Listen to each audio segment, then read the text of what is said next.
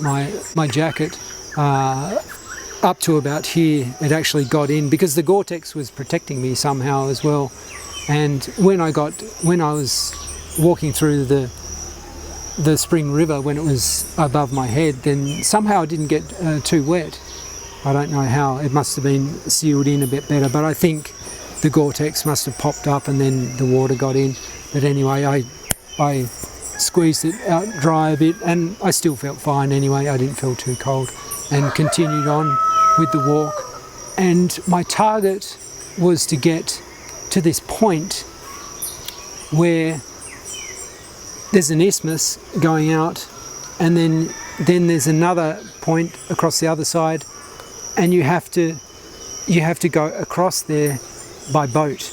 You have to row across 400 meters by boat, and this is with the ocean currents coming in and then washing out again as well. So you've got to deal with the tidal changes too.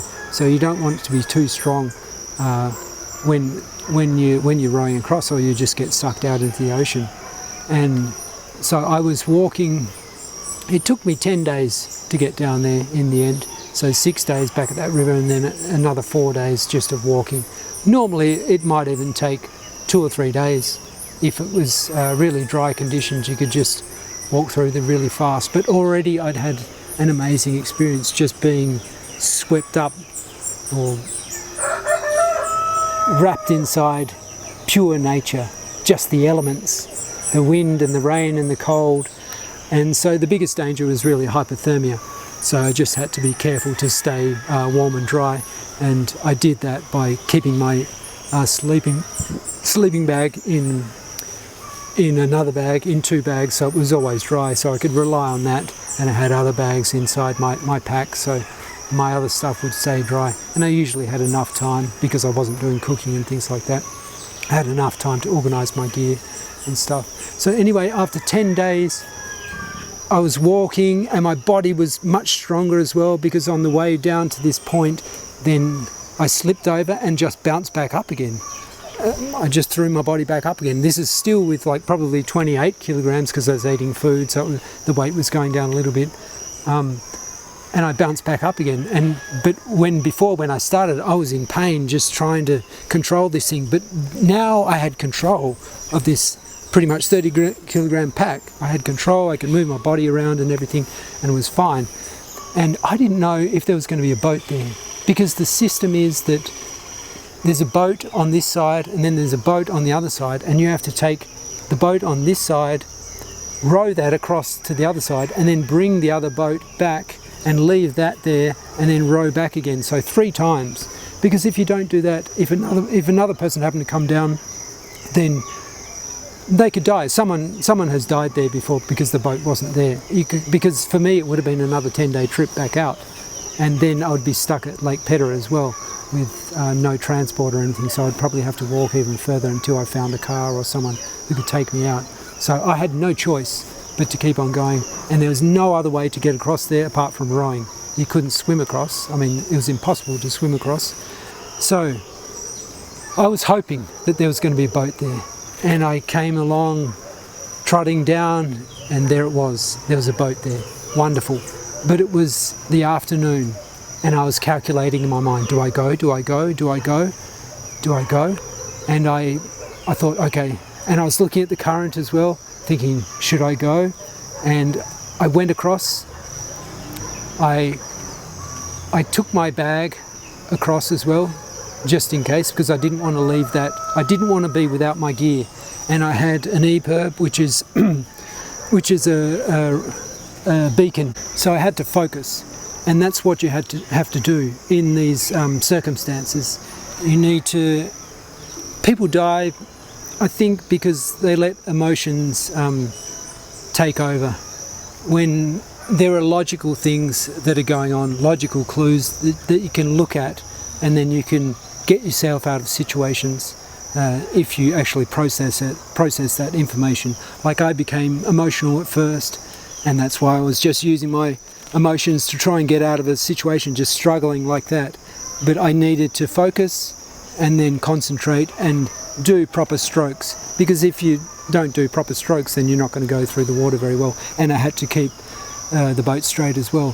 So I refocused and then gradually trimmed back into the target point, a little jetty on the other side, a stone jetty, where they had another boat.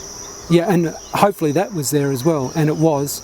But I made it across eventually, 400 metres across there, and the current dropped off as well when I got closer to the other side. And I put my boat on a little slip there, and then I was trying to pull it up. I thought, I can't pull it up. How am I going to pull it up? And I realised that my pack was inside the boat, you know, another 30 kilograms in there. And that's why I couldn't pull it up. But again, you know, my brain went back to emotional mode. So, and it took a few seconds to process that.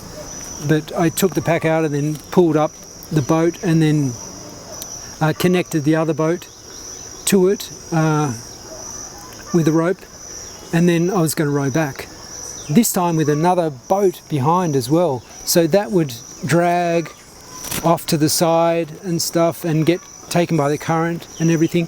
So I had to be even more focused this time and determined to get over there, but also similar to the pilgrimage as well, in this mode of just, okay, let's do it, stay calm and let's do it.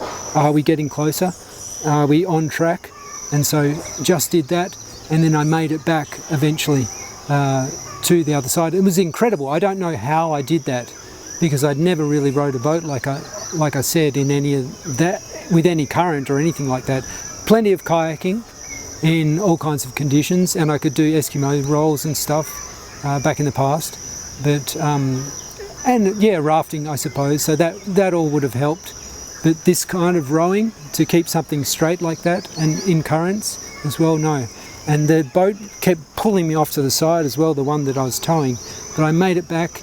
Then I winched up the other boat so that there would be a boat for someone if they came down.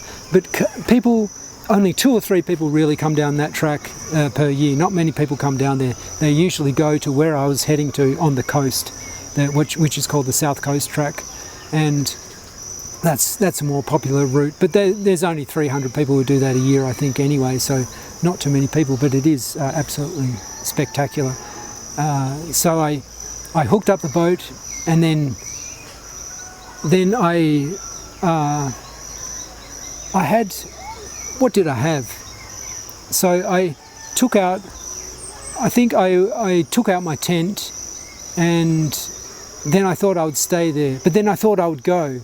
I didn't know, and I was trying to do these calculations in my head and talking to myself as well, because I need to talk to myself, because there's no one there to talk to. So you need to trigger that logical part of your brain rather than the emotional part, and to look at things and then talk to myself and ask if I was going to go or not. And I packed up my stuff, I thought I was going to go, and then I decided no, just wait till the next morning, because it was getting dark. And if I left at that point, I could have been stuck in the dark, and I could have been in a lot of trouble, just stuck off some point on the other side.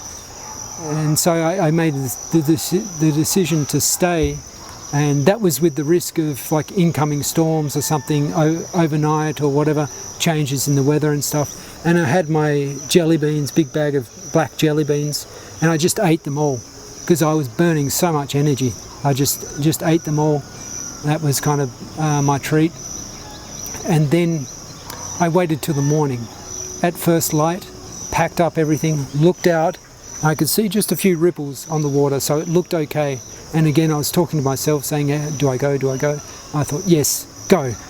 And I just went, and I made it across. And then that was another joyous moment, because I was onto this other piece of land where there wasn't going to be so many of those really deadly things forward, or so I thought.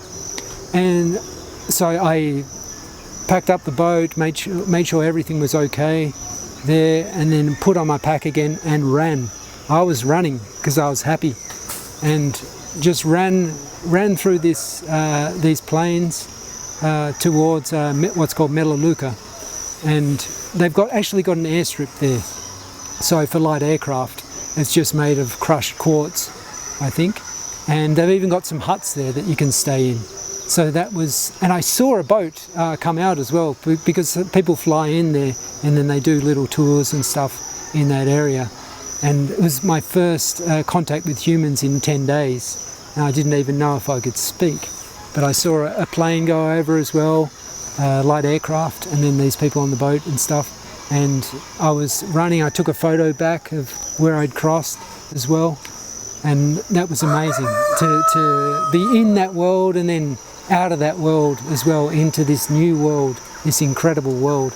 So I got to the airstrip and then I got to a hut, and there was another person there, and I talked to him and stuff, and he knew my sister Joseph, and he knew my sister and knew my dad and everything, and he made me hot food, some pasta with ham and stuff, and that was amazing to have that. And then he gave me some salami sticks and muesli bars, a few other different types of muesli bars, you know, the processed ones, but just gave me some food, and that was the boost really that I needed. And I was in survival mode as well, so I could have continued, but I was getting worn down already.